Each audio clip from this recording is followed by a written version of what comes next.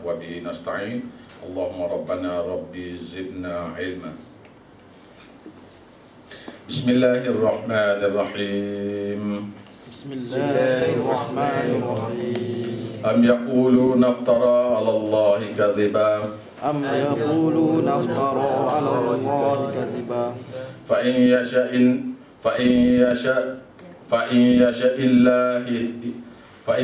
illahu yukhtim 'ala qalbik fa in yasha'illahu yahtim 'ala qalbik wa yamhu Allahu al-batil wa yamhullahu al-batil wa yuhiqqul haqqa bi kalimatihi wa yuhibbul haqqa bi kalimati innahu 'alimun bi dhatis sudur. innahu alimun bi dhati sudur. Baik, ini ialah ayat berkenaan dengan orang musyrikin kata kepada Nabi. Seperti juga orang yang mengata-ngata terhadap orang yang pegang wahyu Allah Ta'ala, yang belajar wahyu Allah Ta'ala, belajar tafsir Quran, belajar hadis.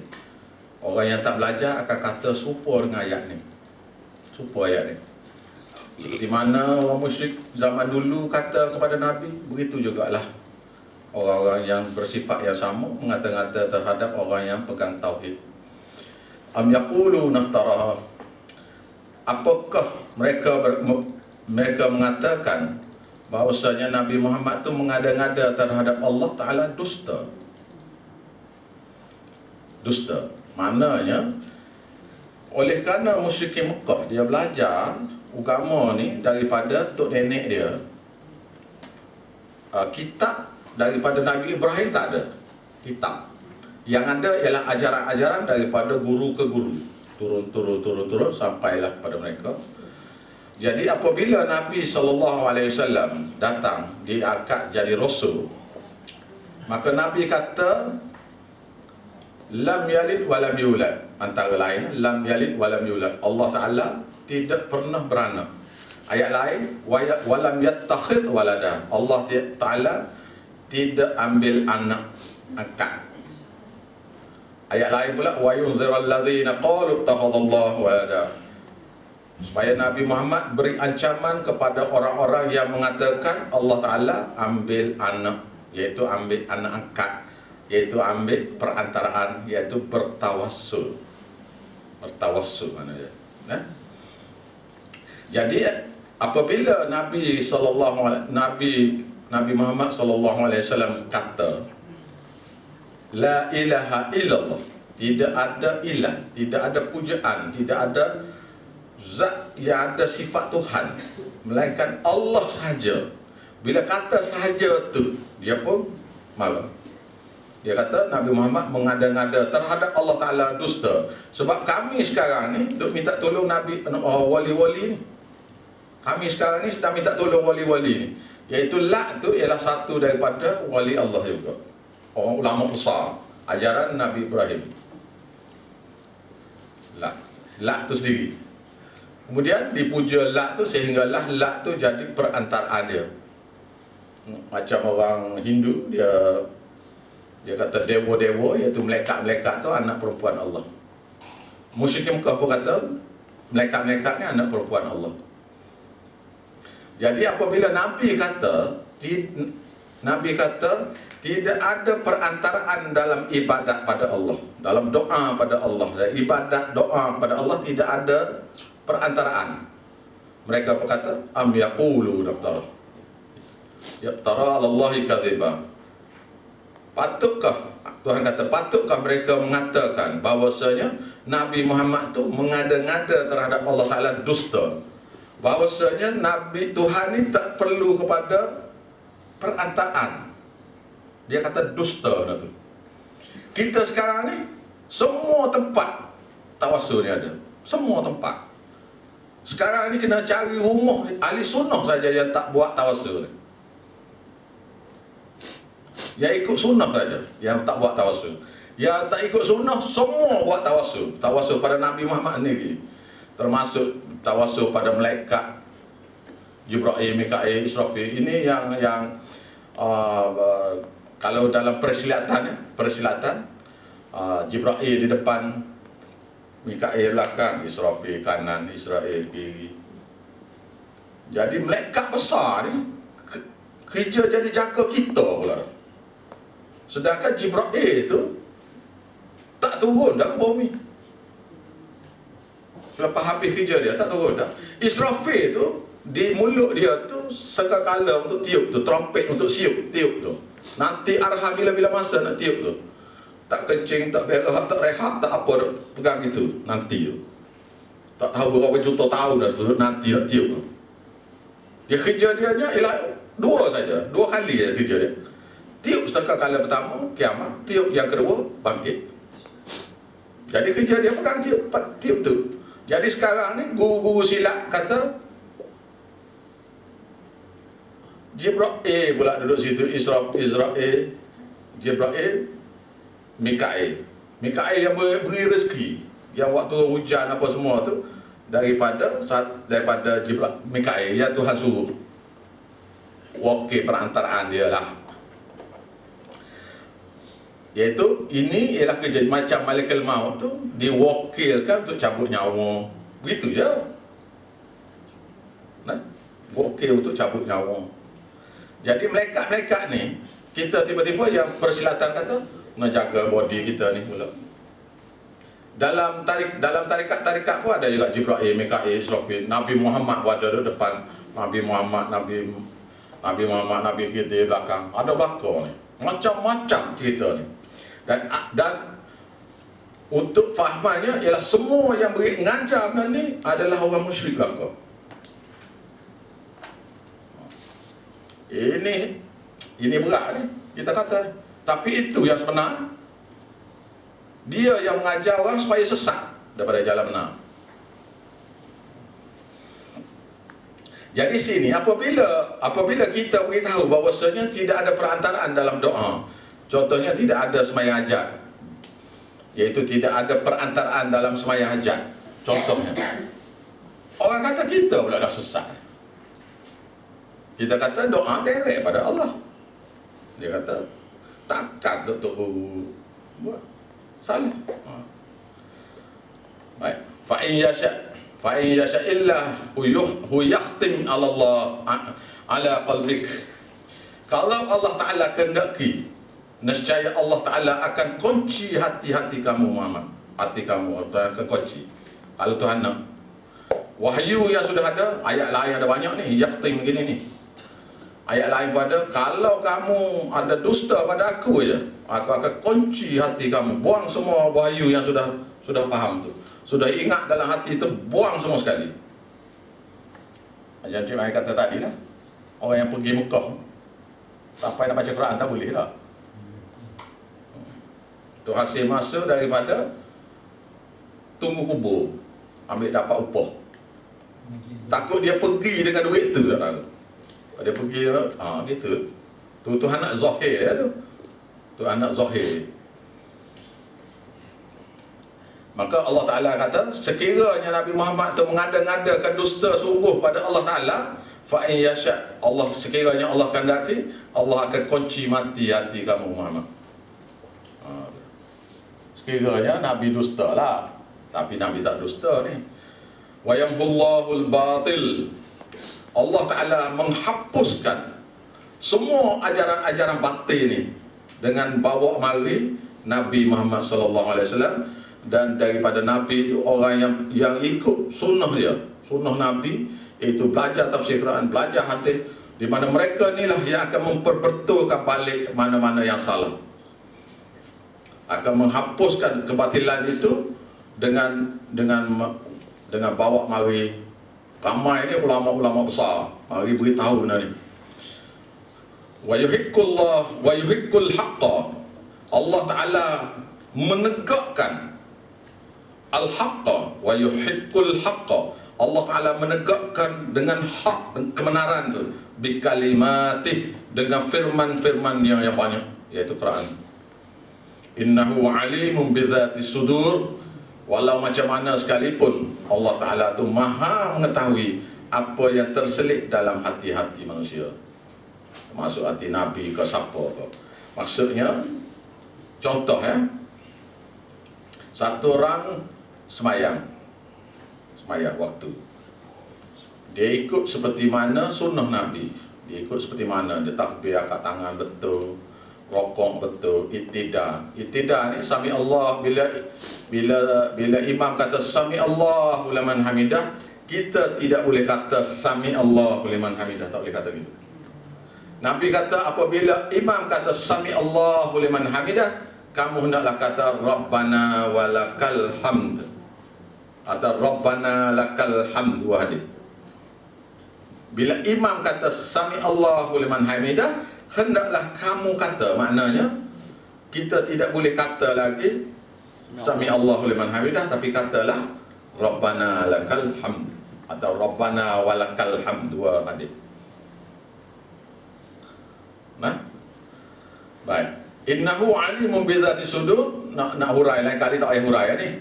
Ni dengar baik-baik ya. Tak payah hurai lain kali, kita hurai sekali. Pasal ayat yang sama akan datang berulang-ulang ni.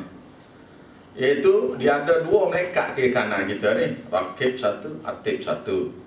Yang tulis semua ibadat, semua kejahatan yang kita buat. Kejahatan kita buat, ibadat yang kita buat, semua dia tulis, dia rekod semua. Tetapi malaikat Raqib Atid ni tak tahu ikhlas hati orang yang buat amal tu. Dia tak tahu apa yang ada dalam hati hamba tu. Raqib Atid tak tahu. Ini malaikat pula tahu. Malaikat Raqib Atid biar duduk sebelah kita pun tak tahu isi hati kita. Ini kan pula tiba-tiba kena niat baik-baik tu, nanti tu guru tu kena jumpa tu, kena pasal niat elok-elok, nanti dia tahu. Tu syirik fil ilmi dia panggil. Jadi bila di padang mahsyar ada satu hadis, bila di padang mahsyar besok dibentangkan ibadat ni kepada Allah Ta'ala, dan Raqib Atid sebagai saksi yang menulis tu, dia kata, ya Allah ya Tuhanku, inilah ibadat dia hari ni, contohnya semai isyak tak, semai maghrib, contohnya lah. Jadi dianya angkat takbir begini. Jadi markah saya tak tulis lah, bahagian gini tak sempurna. Contoh lah saya kata ni, contoh ya, saya tak contoh saja ni. Dia sami Allah begini ni tak sempurna, jadi saya tulis tak sempurna lah.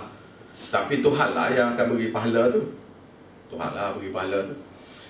Itu yang dia catat. Kemudian Tuhan ada dalam hadis kata, Tuhan kata campur amal ibadat dia semua sekali. Yang tu campur. Baca yang lain, campur yang tu. Campur yang tu. Kata Raqib Atid dalam hadis tu kata, ya Allah ya Tuhanku, kami saksi mereka buat semayang ni. Contoh ni, semayang ibadat ni, kami saksi mereka buat. Maka Allah Subhanahu Wa Taala kata, kamu tahu tak ikhlas hati dia? Kamu tahu? Maha suci Tuhan, kami tak tahu. Maknanya sini malaikat tu sendiri tidak tahu apa yang ada dalam hati. Jadi markah nak beri tentang semayang tu, yang sebenarnya Allah Ta'ala yang beri, kerana innahu alimu bidzatis sudur. Begitu jugalah ibadat-ibadat lain, tak kira. Ikhlas hati itu hanya Tuhan saja yang tahu. Jadi markah nak beri sebanyak mana ikhlas tu, Tuhan saja tahulah. Maka dia yang beri jumlah pahala nak beri pada kita.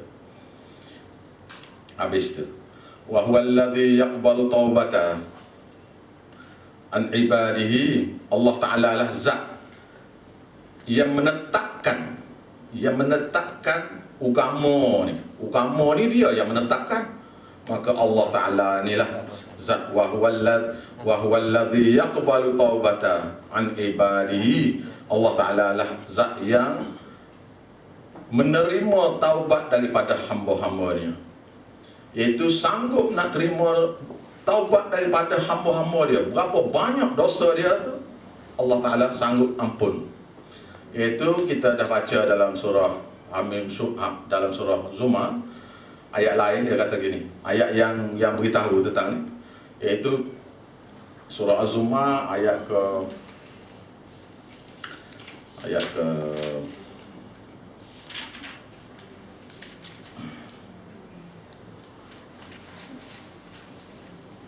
ayat ke-53. Nah, ayat ke-53. Qul ya ibadiyalladzina asrafu ala anfusihim. Katakanlah wahai hamba-hambaku. Mana dia suruh kita beritahu. Nabi beritahu, sekarang saya beritahu pula. Tolong beritahu je lah. Qul, beritahu mereka. Ya ibadi, wahai hamba-hambaku, alladzina asrafu, iaitu orang-orang yang buat syirik pada Allah Ta'ala, orang-orang yang buat bid'ah pada Allah Ta'ala, orang-orang yang buat dosa-dosa besar, orang-orang yang tak semayang, orang-orang yang tak puasa, orang-orang yang berzina, minum arak, judi, tipu orang, rasuah dan lain-lain. La taqnatu min rahmatillah. Jangan kamu putus asa daripada rahmat Allah. Iaitu jangan kamu putus asa daripada keampunan daripada Allah, dapat keampunan daripada Allah. Sebab dalil dia, innahu wal ghafur, innallaha yaghfiru dhunuba jami'a. Sesungguhnya Allah Ta'ala sanggup mengampunkan dosa kamu semua sekali. Bukan dosa tu ya, semua sekali sanggup ampun. Dengan syarat lah, kena minta lah. Dia kata dia sanggup dah, jadi sekitarnya buat dak, mana boleh. Buat ragu. Sebab innahu wal ghafurur rahim, kerana Allah Ta'ala sifat asal dia lagi Maha mengampun, Ar-Rahim, amat belah kesian pada makhluk. Bila dia dah ampun, dia tak nak tengok lagi makhluk dia ni kena seksa di neraka. Sayang, terlampau sayang. Jadi sini ayat sama. Wa huwal ladzi yaqbalu taubata an ibadihi. Allah Ta'ala zat yang sanggup terima taubat daripada hamba-hamba dia. Syarat kena bertaubatlah. Dia taubat mana apa? Taubatnya ialah menyesal akan dosa yang buat, lepas tu tak nak ulang. Itu ya. Istighfar tu minta ampun atas dosa tu. Taubat ni berhenti daripada buat. Azam tak nak buat lagi.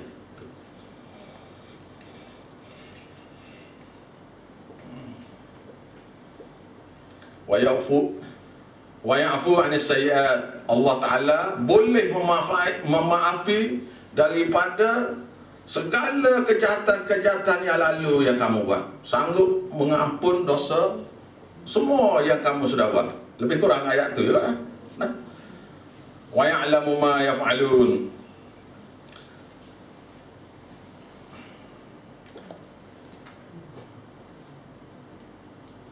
Dan Allah Ta'ala mengetahui apa yang kamu lakukan.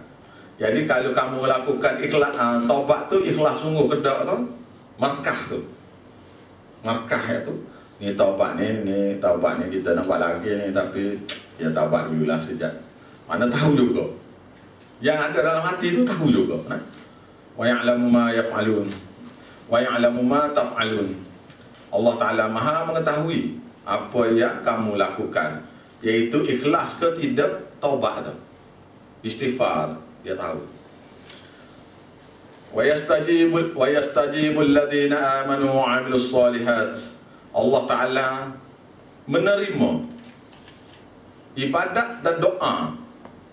Ibadat dan doa orang-orang beriman sempurna, tak buat syirik. Wa 'amilus solihat, yang buat amal soleh ikut sunnah Nabi. Bermakna kalau orang buat syirik, tak terima ibadat. Tu. Wa yastajibul ladzina amanu wa 'amilus solihat. Allah Ta'ala sanggup menerima orang-orang yang beriman sempurna, iaitu tidak buat syirik. Wa 'amilus solihat, dia buat amal soleh, ibadat seperti mana yang diajar oleh Nabi. Bukan ibadat daripada bid'ah, iaitu ibadat daripada ibadat-ibadat yang direka sendiri, reka cipta sendiri. Sanggup terima. Mana dia boleh terima, dia sanggup terima ibadat dan doa daripada hamba-hamba dia yang soleh. Hamba-hamba dia yang soleh, iaitu yang beriman sempurna dan beramal soleh. Ibadat yang dibuat seperti mana Nabi ajar. Wa yaziduhum min fadlihi, dan Allah Ta'ala menambah bagi mereka kurniaan-kurniaan yang lain lebih besar daripada apa yang dia tahu. Dia dah harap dok pahala dia dapat sekian, tapi Tuhan bagi itu lebih banyak lagi kurniaan lain daripada itu. Wal kafirun, adapun orang-orang kafir yang engkar kepada tauhid, lahum azabun syadid, bagi mereka azab yang keras yang akan ditimpa pada mereka. Jadi berkenaan dengan doa tadi, ibadat dan doa tadi, iaitu ayat tadi ialah galakkan untuk berdoa. Pasal doa ni ialah kita melahirkan kefakiran kita, fakir kita kepada Allah Ta'ala. Kita ni semua tak cukup, minta macam fakir lah, minta dengan Tuhan. Tuhan suka nak tengok hamba dia tanda tangan memohon pada dia. Dia suka. Lepas tu ingat dalam ibadat, dalam doa kena ada satu perkara lain. Dia kata ihtisab, iaitu mengharap kepada terima. Ini buat dah ni tak tahulah ni Tuhan terima ke tidak ni. Tu tak terima lah kita. Ni buat dah ni tapi tak tahulah tu. Mana ragu-ragu pada Tuhan tu, tak boleh. Nah, kita kena penuh harapan dalam doa dan dalam ibadat, supaya ibadat dan doa yang kita buat tu Tuhan terima.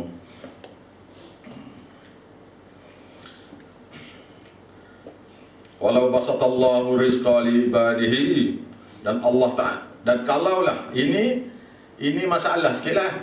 Ini ayat ni ada masalah sikit, iaitu ada satu soalan. Mereka yang duduk puja-puja, yang ibadat hanya pada Tuhan saja, doa hanya pada Tuhan saja. Kita tengok mereka tu susah, miskin je tu, tak dilimpah ruah kepada mereka tu. Kalau mereka rapat dengan Tuhan, takkanlah Tuhan tak limpah sikit-sikit daripada kurnia dia. Ni ayat dia. Ni ayat dia. Jawapan kepada musyrikin Mekah duk mengata-ngata, mengejek-ngejek tu. Walau basatallahu rizqa li ibadihi, kalau Allah Ta'ala melapangkan rezekinya kepada hamba dia yang soleh, beri rezeki pada hamba dia yang soleh, la baghaw fil ard, maka manusia hamba Allah Ta'ala tu tentu akan melampaui batas atas muka bumi, berhenti buat ibadat jadi. Ni sebentar ni outstation ni kena cuti mereka ni sekali ni. Lama-lama tinggal labarau, iaitu melampaui batas dalam di dunia. Kerana dia tahu itulah dia beri itu mengikut qadar. Walakin akan tetapi yunazzilu bi qadarin. Tengok dia kata tu. Akan tetapi Allah Ta'ala menurunkan rezeki itu dengan qadar. Dengan qadar yang dia nak. Qadar yang Allah Ta'ala nak. Orang tu boleh minta, dia boleh tolak, dia boleh beri. Itu atas masyiatillah, atas kehendak Allah. Nah, dia beri dengan qadar. Bila dia beri dengan qadar, ma yasha, siapa-siapa yang dia kehendaki. Innahu, sesungguhnya Allah Ta'ala itu bi'ibadihi, terhadap hamba-hamba dia, khabirun, maha mengetahui segala penyakit hati manusia tu. Kalau dia beri harta, dia ni tak ada dah ni, dia tinggal agama ni, dia ni tak diberi. Yang ni kalau beri, okey dia ni. Yang ni kalau beri, sudah dia ni. Mana ada hamba-hamba tu dimiskinkan, ada yang dikayakan.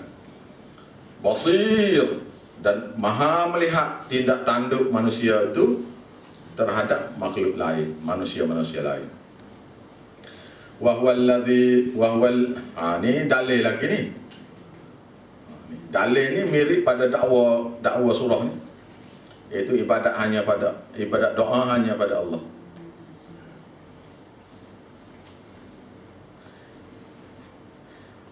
Dia ada dua perkara dalam ruh ni, ada dua perkara. Satu ruh ialah ruh tu, satu ruh iaitu ruh bagi jasad, satu lagi ruh bagi Allah Ta'ala beri ruh kepada ruh, dia panggil, iaitu beri taufik hidayah kepada manusia.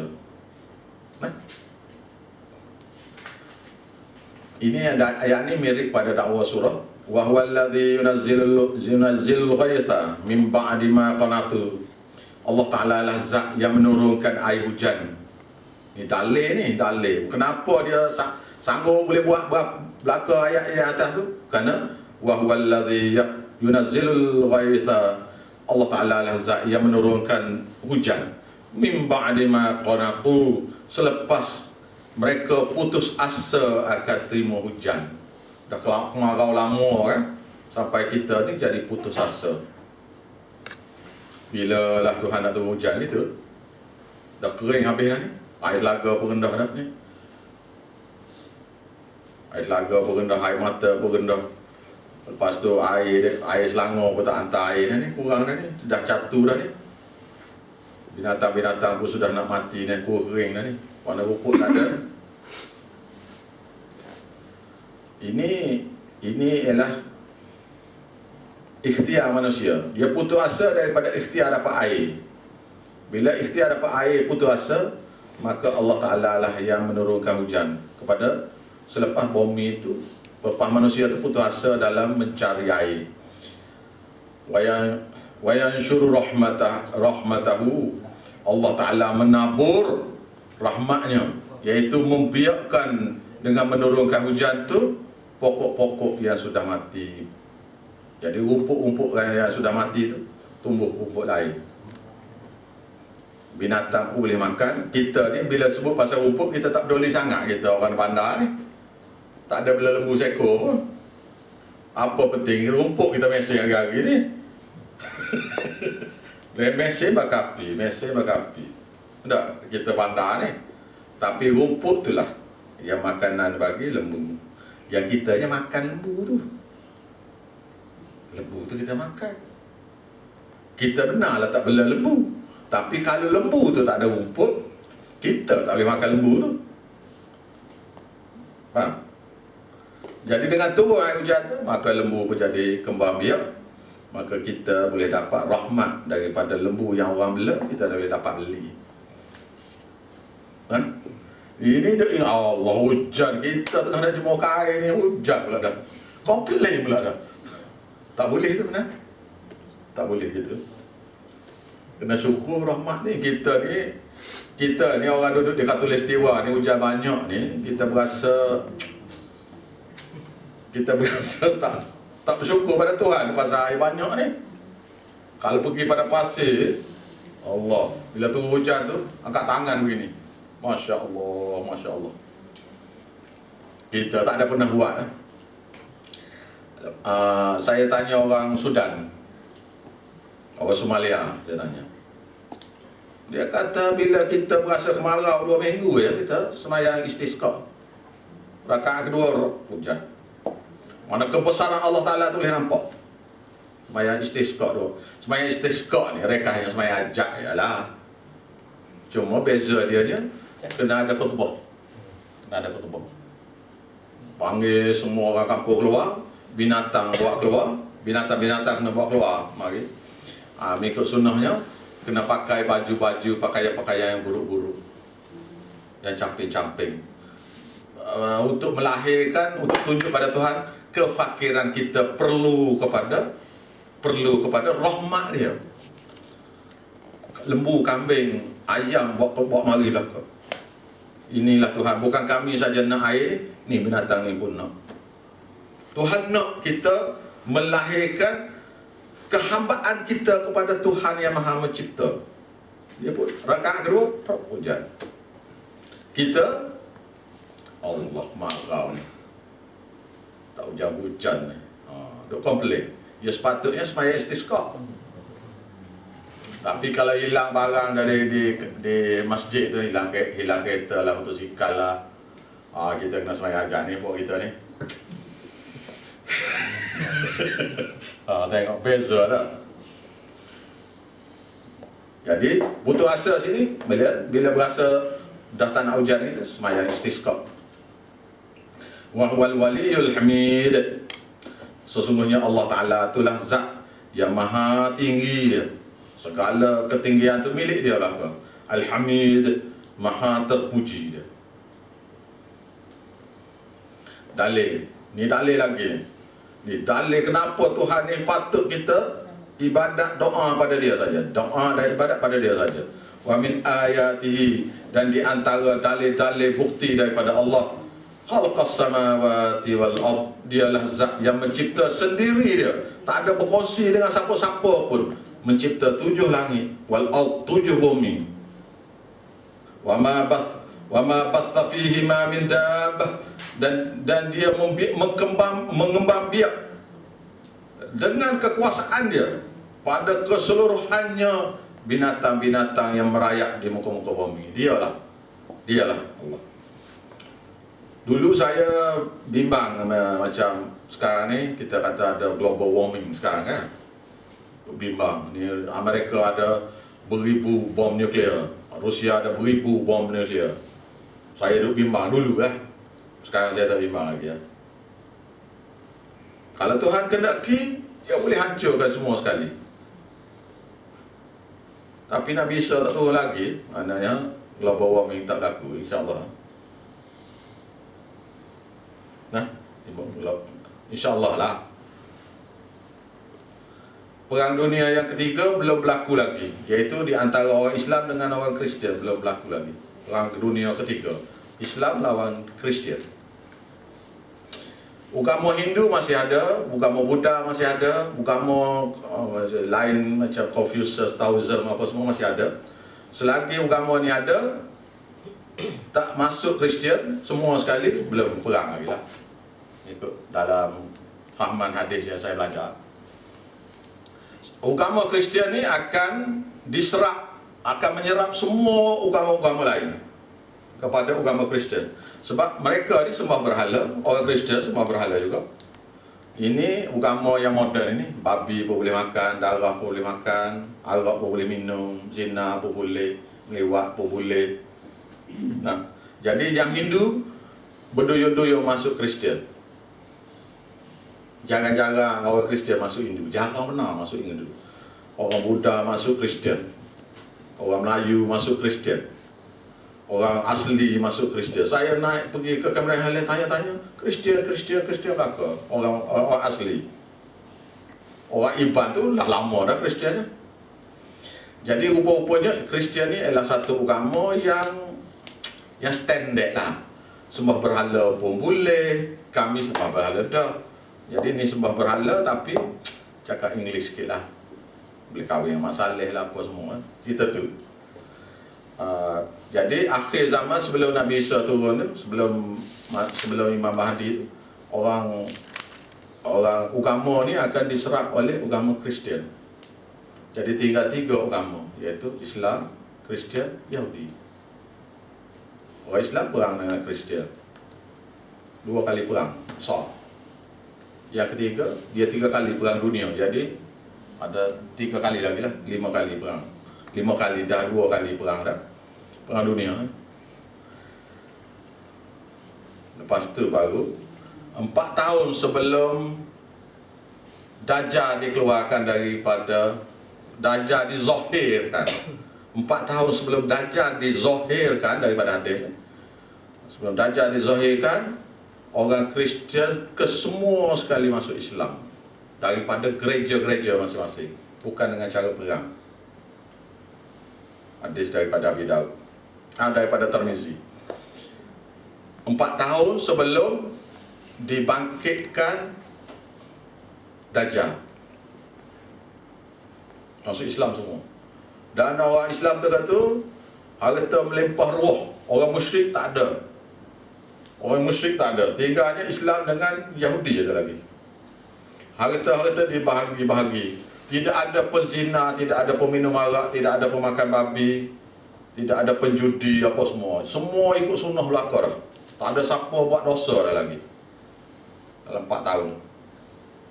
Maka diturunkan, dikeluarkan Dajjal 4 tahun. Ikut hadis itulah. Bila dia keluar satu ujian, bahawasanya sekarang orang dah tak judi, minum arak, dah berzina, dah cakap bohong pun dah belaka dah. Mana tak ada dosa dah makhluk ni. Manusia ni tak ada dosa belaka dah. Islam keseluruhannya kecuali Yahudi. Yang tinggalnya ialah tak ada buat dosa. Yang ada tu semua Islam belaka dan tak buat dosa. Maka Tuhan uji dengan bawa keluar Dajjal, iaitu mengkafirkan terus, bukan buat dosa besar, bukan buat dosa berzina, minum arak dah, murtad kepada agama Yahudi, kepada 40 hari kemudian Nabi Isa pun turun. daripada satu tempat di Syria. Dajjal ni keluar daripada satu tempat di sempadan, antara di sempadan Iraq dekat dengan Syria. Dan dia dibunuh oleh Nabi Isa di Babaluk, Palestin. Sekarang ni daripada tempat dibangkitkan Dajjal tu, highway terus sampai ke Babaluk. Sudah siap buat. Tahu sikit lah, lain kali kita cerita banyak lagi ya. Nah? Jadi yang ngaku ni Imam Mahdi apa semua tu karut-marut belakang lah. Pasal perang dunia apa belum lagi. Yang Arkam tunggu jadi apa? Tentera Mahdi. Dia dulu Imam Mahdi Bani bunuh. Tamim. Dia dulu kena bunuh. Pasal duk tawasul sana, tawasul sini. Duk musyrik dah. Kena bunuh ke Imam Mahdi dulu lagi. Belum pada perang Kristen lagi. Semua yang syirik kepada Allah ni dia tu dulu. Oh, Islam sama Islam dulu. Islam yang musyrik dengan Islam yang sunnah. Itu Imam Mahdi. Imam maknanya khalifah yang memerintah dunia Islam semua sekali. Tidak ada satu negara Islam, tidak ada satu negara Malaysia, Islam Malaysia, Islam Johor, Islam Singapura, Islam Indo, Kemboja, Thailand, Philippines, India, Sri Lanka, Saudi, tak ada. Dia satu negara saja. Satu kerajaan saja. Iaitu kerajaan Islam saja. Semua sekali. Jadi buat negara Islam untuk Malaysia ni tak betul. Jadi siapa yang kata dia nak buat negara Islam untuk Malaysia ni, buat.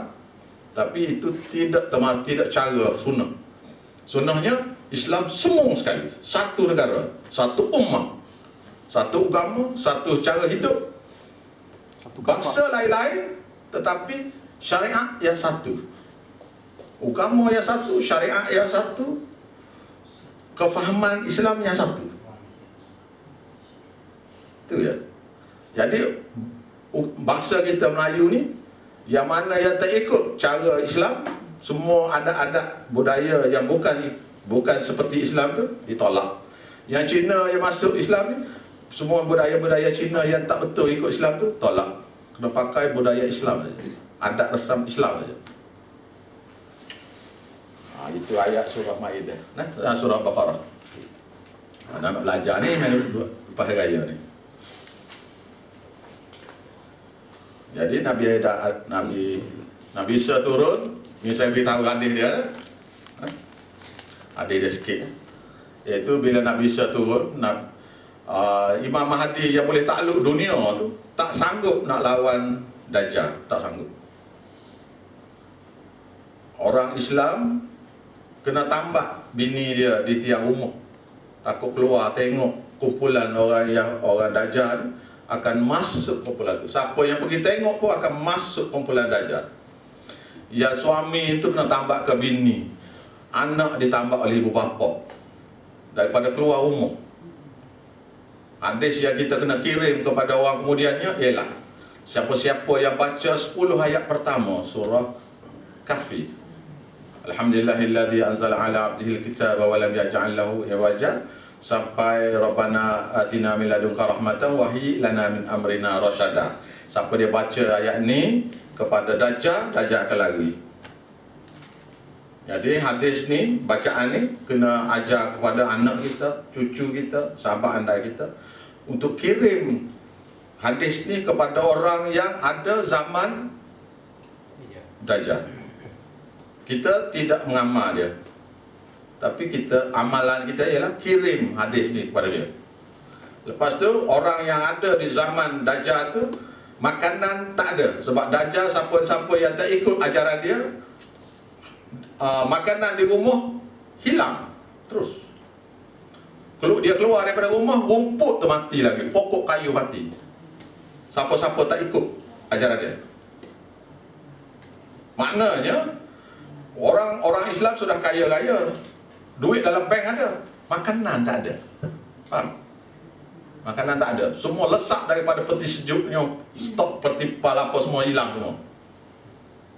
Itu dia panggil, sebab tu dia panggil apa, Al-Masih Dajjal. Masih. Masih dia seperti juga Nabi Isa, Al-Masih Isa. Maka dia orang Islam jadi tak ada makanan nak makan. Maka Nabi kata untuk makan ialah baca Quran, insya-Allah kenyang. Baca zikir, insya-Allah kenyang. Masa tempohnya 40 hari ya. Tapi murtad orang Islamnya lebih daripada separuh, dekat-dekat 3 suku. Murtad semua sekali. Yang ahli sunnah pula. Bukan yang ahli bid'ah yang ramai sekarang ni. Kalau ahli bid'ah seretak ya, automatic pop gitu je lah. Yang ahli sunnah dah. Murtad lebih daripada 3 suku. Dekat dengan 3 suku, lebih daripada separuh, dekat-dekat 3 suku murtad. Masuk kumpulan Dajjal. Dianya mata sebiji keluar dari mata kanan keluar seperti buah anggur masak yang keluar daripada soket mata tu. Kan orang buta ni biasanya mata masuk ke dalam, dia ni mata terbonjol keluar sebelah kanan merah. Makna buta di sebelah kanan tu memang orang nampak daripada jauh. Dia boleh keluarkan harta kekayaan daripada bumi, daripada tanah yang gersang, biji emas, intan belian boleh bawa keluar. Wahai bumi, keluar harta kamu. Bagi tanah yang elok, dia kata keluar tumbuhan. Dan dia mengaku dia Tuhan. Dan orang sembah dia. Nabi Isa turun, Nabi Isa satu masjid di Syria. Ini saya beritahu ni kerana tak belajar hadis kan. Jadi orang yang akan tengok internet ni akan tahu bahawasanya guru-guru yang mengajar ni pun dia pun tak tahu pada benda ni ada dalam hadis ni, hadis sahih pula ni. Nabi Isa akan keluar daripada satu masjid. Saya tak ingat nama masjid. Memang masjid tu diberitahu di Syria. Jadi Imam Mahdi dengan pengikut-pengikut dia pergi tunggu di masjid tu pada hari tu, pergi tunggu. Tahu bila nak datang, tak turun tu tahu. Iaitu kemudian Imam Mahdi dengar bunyi satu benda di luar masjid. Maka mereka pun keluar daripada masjid dan tengok ada 2 malaikat di menara masjid tu. Ada 2 malaikat di menara masjid. Dan turun Nabi Isa daripada belakang malaikat tu ke menara. Dia tunduk kepala tu, air jatuh daripada rambut dia. Dia baru sudah mandi di langit. Baru sudah mandi ya. Mana dengan derah turun tu tak kering air tu. Dan dia angkat kepala dia tu, air basahan tu, air mandian dia tu jatuh ke belakang dia. Rambut panjang sekali. Masuk ke situ, kemudian Imam Mahdi ulur tangga. Nabi Isa pun turun. Imam Mahdi kata, "Ya Rasulullah, sila jadi imam sembahyang." Ini khalifah kata ni. Katanya Imam Mahdi, "Aku tidak diutuskan untuk kerja ni. Aku diutuskan untuk kerja lain, iaitu bunuh Dajjal." Dan imam ialah khalifah, kena jadi imam sembahyang. Maknanya siapa-siapa yang kata dia nak buat negara Islam, kalau dia boleh merintah Kuala Lumpur ni misal, masjid negara tu dia kena jadi imam Perdana Menteri tu. Tidak bohong cakap.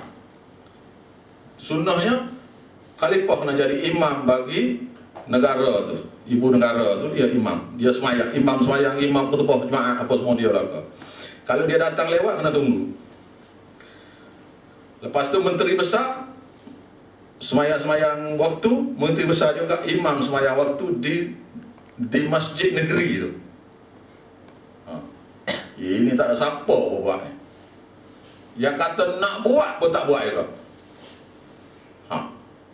Ni hadis dah ni saya cakap ni. Ringkasan siapa semua hadis-hadis itu kumpul jadi satu cerita ni. Saya tak baca satu-satu ni. Kumpul semua hadis. Nah. Jadi Imam Mahdi jadi imam sembahyang kerana dia khalifah. Nabi Isa makmum. Lepas tu Nabi Isa keluar. Lepas sembahyang tu sembahyang asar. Bila dia keluar, dia pandang sebelah kanan, orang sebelah kanan mati habis yang murtad. Sejauh mata memandang. Yang Imam Mahdi tak mampu, tentera dia tak mampu berperang dengan orang Kristian, orang yang murtad. Bila dia pandang sebelah kiri, mati semua orang sebelah kiri. Dajjal, bila Nabi Isa berjalan tu makin mundur dia. Sejauh mata memandang, undur. Nabi Isa mari undur sampai ke Babal. Situ dia tak boleh lari dah. Jumpa Nabi Isa, dia tengok Nabi Isa, ikut hadis yang saya belajar, cair seperti lilin. Mati gitu, bukan pancung apa dah.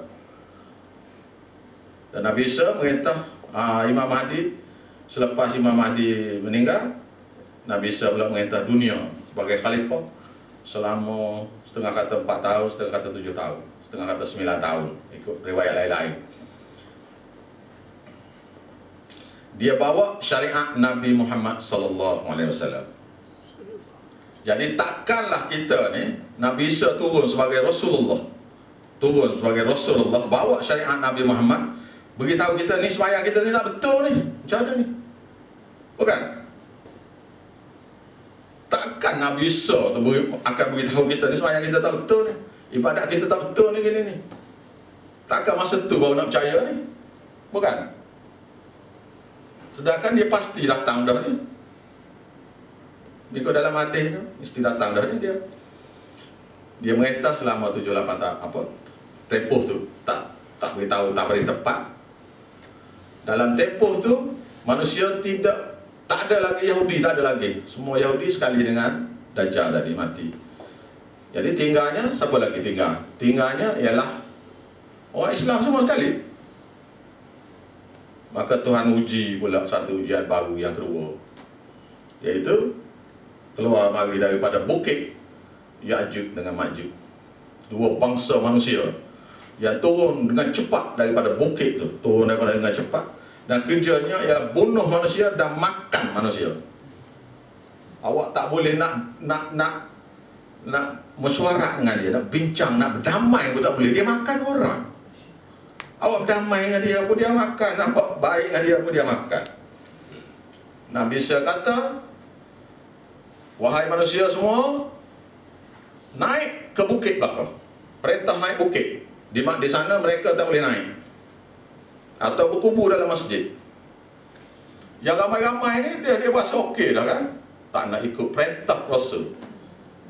Yang semua yang tak nak ikut tu semua kena matilah ke Ya'juj Ma'juj.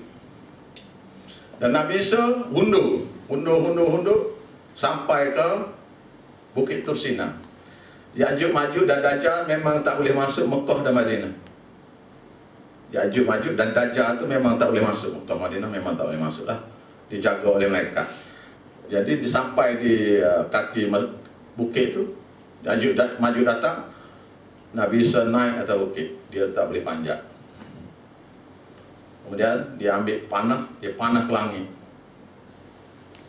Orang Purba ni dengan senjata moden tak mampu nak lawan ni. Dia terlampau ramai ni buat dia ni. Panah ke langit. Orang di dunia kita mana bunuh belaka dah, tinggal orang langit lagi, dia pun panah ke langit. Maka Tuhan kotak pada dia. Jatuh anak panah tu ada darah. Oh, dia kata tengok jadi langit pun mati lagi kita bunuh. Karena kata yang tu Nabi Isa akad doa, sahabat-sahabat akad doa, maka Tuhan jadikan satu jenis ulat yang ada dalam, yang biasa duduk dalam hidung unta. Hidung unta.